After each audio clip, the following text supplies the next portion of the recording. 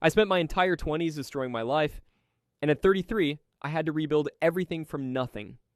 My 20s were a blur, not the fun kind, the kind you wake up from years later realizing you've lost everything: opportunities, money, relationships, time. By the time I hit 33, I wasn't just at rock bottom, I was below it, broken, exhausted, and completely alone. I remember sitting on a stained mattress in a room I could barely afford, looking around and realizing I had nothing to my name. No savings, no stability, no future, and I realized something terrifying. If I didn't change right then, I wouldn't survive long enough to regret it. That night, I made a decision, one that felt impossible, but necessary. I got sober.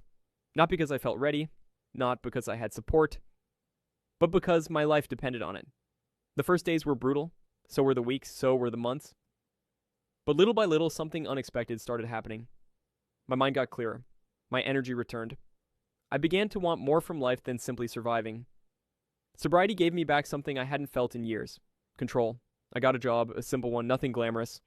But it was stable, predictable, mine. Every paycheck mattered. Every small win felt like a miracle.